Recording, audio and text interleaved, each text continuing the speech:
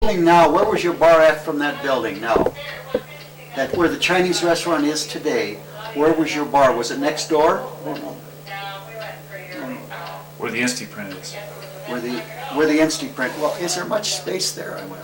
I guess. No, right now it's the instant print and the terminal food, terminal, Frank Bandick's terminal food. And next to the instant print is a beauty shop. And then next to that is that Riley's Meat Market. Well, where's the Chinese place? It's in there somewhere. Well, right now the Chinese place is next to the terminal. Oh, Next to the terminal. okay, is that, so between your bar and the terminal is that Chinese, where that Chinese restaurant is now? Yeah, What was it when you were there? What was in there? that was Waldorf Market. Oh, okay. Oh, all right. All right. Waldorf Market there, see? I get it. I Yeah, get it. Waldorf I Market, get it. see? Now here's what I have down here. We have the Holland Rink, and we have a golf course down the Boulevard. Where was that at? That was back of Franklin Street where Joe Roberts' place is at. That was a 9-hole golf course. We had four holes on this side, and then we'd come back and cross over the railroad track and had five holes on the other side of the railroad track where Turk's pole plant is at. Carter. Yeah, and then we had the Brickyard. Where was that? Brickyard was right across from Turk's. Right, you know where the Chinese cemetery is? Right there was a Brickyard, right behind the Chinese cemetery in the Protestant. Where Lavelle is in that area. Yeah, Yeah. and that was good because we used to go as kids there, you know what I mean?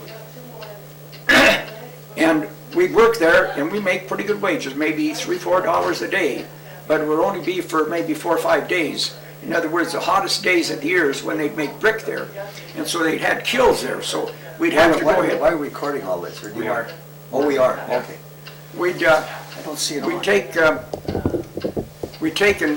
brick with our little hands, and we had these canvas gloves on, you know, with the red, you know, regular cotton gloves, and we reach in there like this here and turn the brick. The brick were flat, so in other words, to dry, they would put them on there when they were wet, this way here, and then so the next day they come along and you'd have to take them and turn them over like this here, and turn them over to the edge so they dry.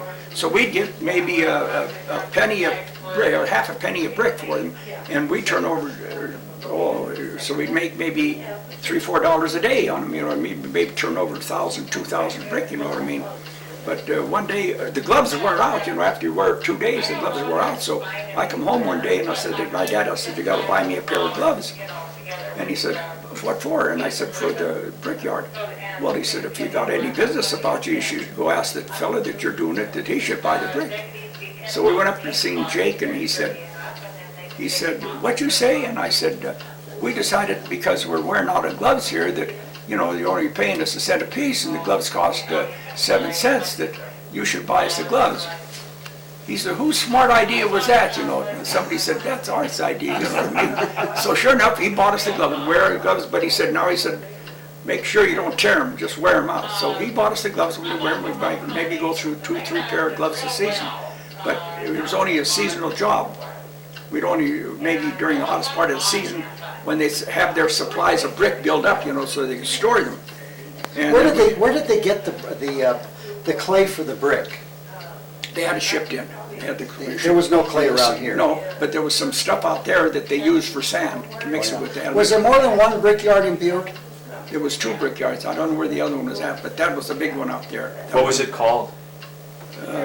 Butte Brick and Company, I think. That's what it called. Now, on the golf course, was that a private course or a public course? No, it was a public course. Walt Antact and Danny Holland and maybe my brother and them kind of built this to start with. And Novak, now there's a name I'm thinking of, Novak, he was the one that lived in the Boulevard, and he started that course. And he's the one that invented the golf club with the one head on it, where it's adjustable. Did you know about that? No. One stick, and you could set it on one and it'd be a drive, and set it on 2 and it'd be a putter, and, you know, so on. You just adjust the head and then tighten the bolt on it. So it's all you do is, if you want to drive, you set it up and tighten the bolt and hit the ball. Then you go tightened up for number 2 and hit me. I suppose that's interfering with this. It is. The stop. Stay with the Boulevard. Sorry. That's okay. Did most of the people that lived in the Boulevard work at the Clark Mill at one time? Yeah, most of them worked at the Clark Milk or the Colorado Smelter or the Montana Power. See, the Montana Power had all the employees down there. The Montana Power is still building there. That used to be the old Clark Smelter. Oh, yeah. What about the manganese plant and all that? Well, that was Clark, that was Colorado. Uh-huh. That was a Colorado smelter. And so everybody that lived in that area worked either for the Clark, Colorado, or the Montana Power, or the mill? Yeah, I'd say that better than 50% of them did. And some were miners, Oh, yeah. 50% did. And now, did you have something to do with the fire department there? Yes, I did, and my dad, I got a picture here of my dad where Clark bought the building on South Montana Street. And it was called the Boulevard Hall. W.A. Clark bought that Where was it at? on the corner of, right across from Main Tavern. Oh, yeah. So it was in that neighborhood there. And I'll tell you where the building's at now. You know where this, as you go over Cobbin, Baker's Auto. Baker's Auto. Oh, is that it? That's the old Boulevard Hall. Baker's Auto is the old Boulevard Hall. Now, and was that the first fire hall? That was the first fire hall, right? And what there. year was it put in? Oh, that must have been put in when my dad come back with the horses. That was when he come back with the horses. So They're about in the freight business. 1910? 1910 or so like that, yeah. Oh, yeah. And they built the fire hall, and he said, and he even bought him uniforms. The picture here will show you. Who what bought the uniforms? Clark? W.A. Clark bought the uniforms and everything else.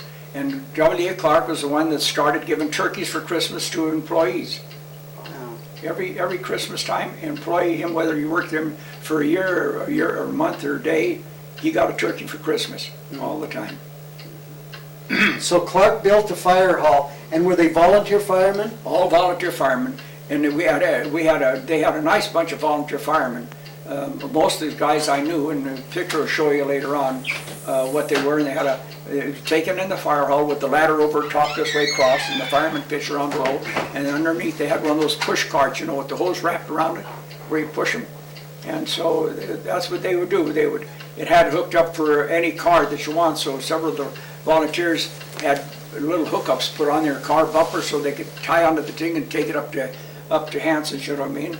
And the water pressure was pretty good there. They had hydrants up there and everything like that. There were hydrants throughout the district?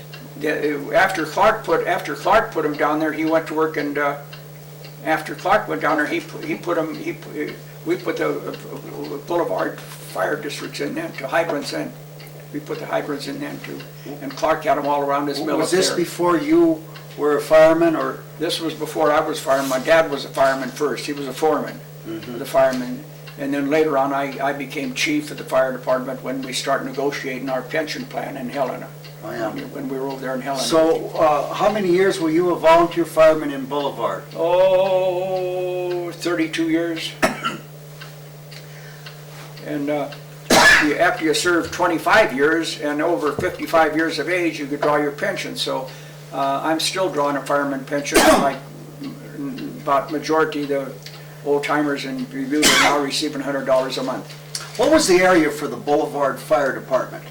The area for the Boulevard Fire Department at that time dwindled down to Montana Street, Iron Street on the north, Montana Street on the east, and the cemetery on the south, and Dogtown on the west. That was what it divided when I was chief. But like I said, the first Boulevard Fire area was clean over to Main Street and up to Timber Butte. But then it later defined down here. When did you get a truck? Oh, W.A. Clark bought the first truck. It was a Rio. I think it was a Rio. He bought the first truck. And What year would that have been? oh my God. Before your time? Before my time. Yeah. It was right after, well, it was right after the it was right after the Anaconda bought W.A. Clark out and busted and threw the mill down that the fire department dissolved, and then they reorganized again. Oh, no, why did the fire department dissolve? Well, they didn't have enough energetic people to take care of it. they let the truck go to hell, you know what I mean? And But I mean, did it have something to do with W.A. Clark going out of business? yes, that had something to do with W.A. Clark going out of Well, business. did he make contributions to the fire hall? Oh, yes, all the time. Up Yeah. until he was in business, and then when he sold out to the Anaconda company didn't take care of it like he did? No, the Anaconda just abandoned it.